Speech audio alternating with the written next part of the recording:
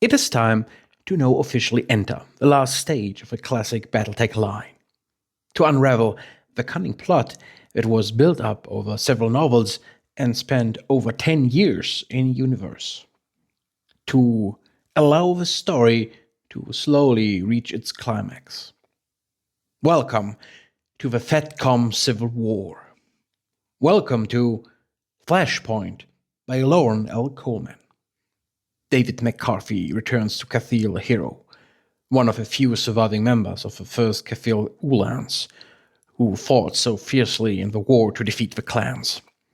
But David returns from clan space with haunting memories of a cost of victory. With the Federated Commonwealth on the brink of civil war, David joins the planetary militia on Cathil and steps into a powder keg.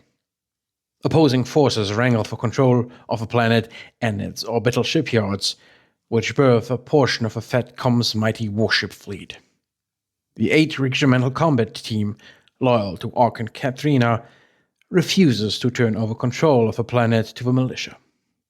Caught in the power struggle between supporters of Katrina and those of her brother, Victor, McCarthy vows that he won't fail the people of his homeworld, even if that means leading his untested mech warriors against the 8th's superior firepower, and dragging up a past he'd rather forget. As you can assume, the main protagonist is David McCarthy.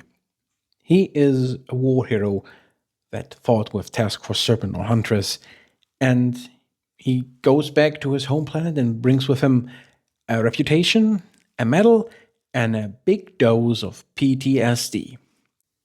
Unfortunately for him, he will not have the possibility to enjoy garrison duty with a militia because he is just in time for the FedCom Civil War to take up steam. Cathil is in a very bad position. The planet, of course, is known for its mighty shipyards that became even more important after the reintroduction of warships. And to protect these shipyards, the 8th FedCom RCT Katzberger was located on the planet. As it so is, the 8th is loyal directly to Catherine Steiner-Davian, the now Prince Archon of the complete Federated Commonwealth. However, the official commander of Cathil is Duke George Hassig, son of the now late Morgan Hassig-Davian, and he is loyal to Victor and his cause. So when he orders the 8th to abandon the planet and move to Lee, another planet closer to the compelling Confederation, they simply disobey his orders and demand that he accepts the orders of the Archon and lets him stay on Cathil. At the beginning of the novel, we can see political maneuvers, intimidation, but it gets more and more critical, and finally the situation completely escalates and turns into open warfare. Because David McCarthy is a member of the militia, Team Victor are portrayed as the good guys in this novel. However, I have to be fair.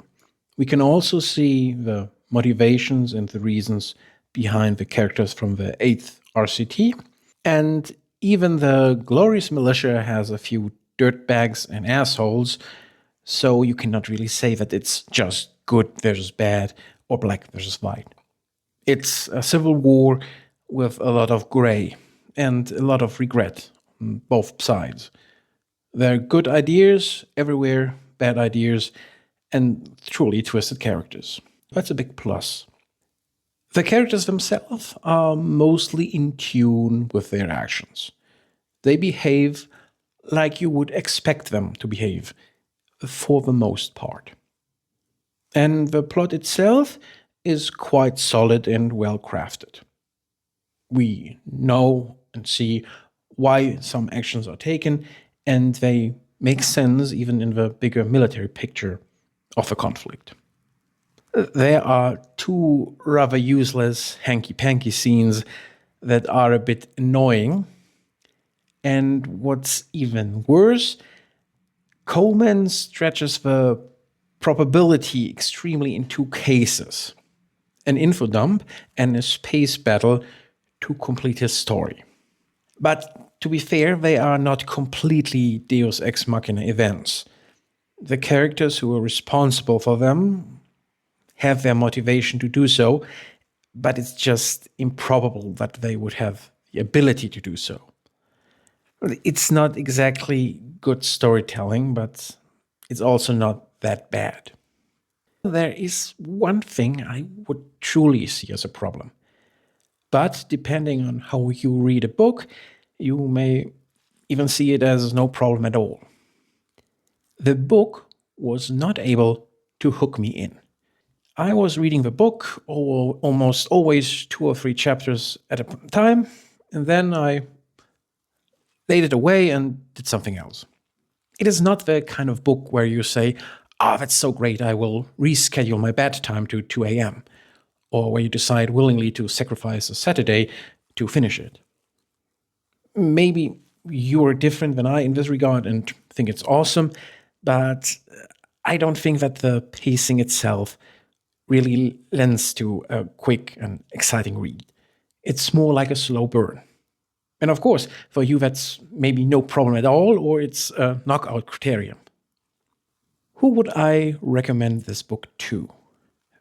Basically, if you're a lore seeker, it's very difficult to get past this book. It is the official novel where the FedCom Civil War is openly declared, and so we have to count it to the essential canon. So if you really want to learn more about the lore of the BattleTech universe, and especially the FedCom Civil War, there is no way to pass this book. And of course, if you're someone who enjoys reading at a slow pace, there's nothing that stands against this book. However, if you are a ferocious reader that enjoys to browse through the pages in a single sitting, you probably will think that's quite a slog for you and not that nice. Altogether, I have to give this book a middling review. It doesn't make something really outrageously wrong, but it also lacks a certain quality. I know that's not the best thing to say, and it would be better to clearly say, I recommend this book or I do not recommend it, but every clear-cut answer would in itself be a disservice to this book.